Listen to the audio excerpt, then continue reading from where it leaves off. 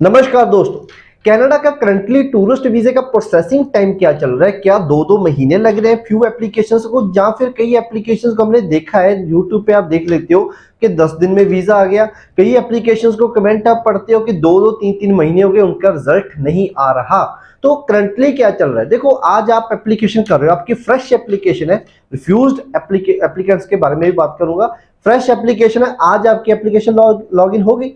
Next है biometric instruction letter आ रहा है, देन आप बायोमेट्रिक दे के लिए अपॉइंटमेंट बुक करोगे, फिर आपका 4-5 दिन में बायोमेट्रिक हो जाएंगे। प्रोसेसिंग टाइम आपका स्टार्ट कब होगा? जब आपके बायोमेट्रिक के साथ आप इनरोल हो जाते हो, देन आपका प्रोसेसिंग टाइम स्टार्ट होता है एज पर कैनेडियन एम्बेसी। ठीक है जी। तो करंटली फ्रेश केसेस के लिए जो मैंने एक निचोड़ निकाला है, फ्रेश केसेस के लिए जो प्रोसेसिंग टाइम है वो वही है 10-15 दिन का।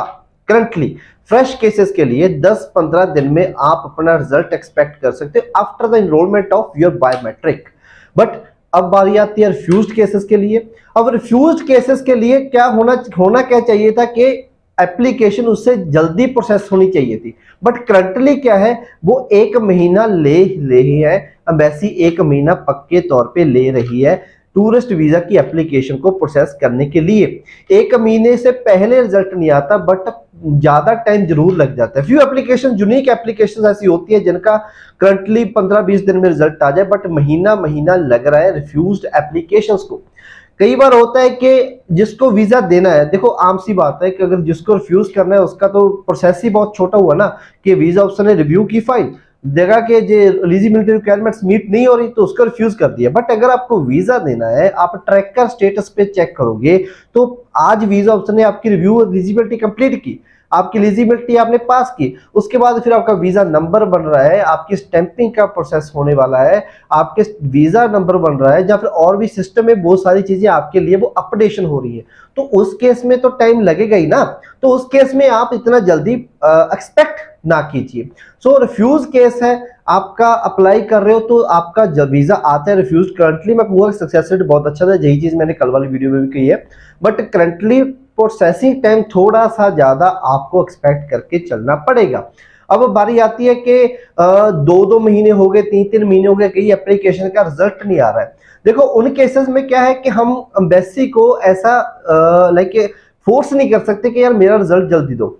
2-3 तरीके से हम कांटेक्ट कर सकते हैं एम्बेसी को। एक तो वाया कॉल, ठीक है, हम कॉल कर सकते हैं एम्बेसी में, आपको पता है कैनेडियन नंबर से ही हम कॉल कर सकते हैं, उससे हम अपना स्टेटस पूछ सकते हैं कितना टाइम क्यों लग गया।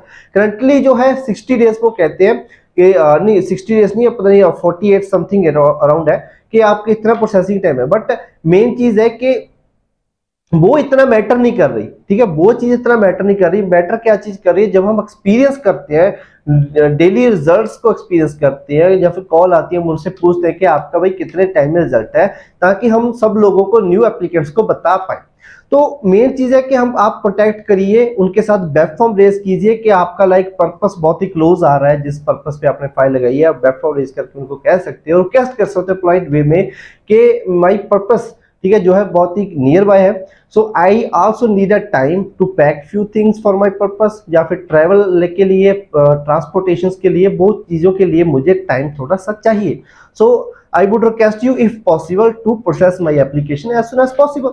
सो ये चीज आप कर सकते हो, बाय कॉल भी, बाय वेब फॉर्म भी। सो यही कर सकते हैं, बट और कोई सोल्यूशन नहीं है इसका, कोई भी सोल्यूशन नहीं है कि आप जल्दी कर दो, ठीक है जी।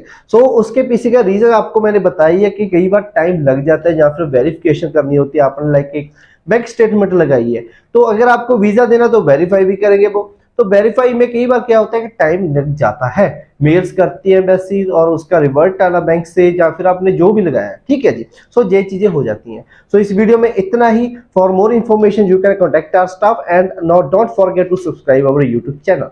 नमस्कार, सत श्री अकाल।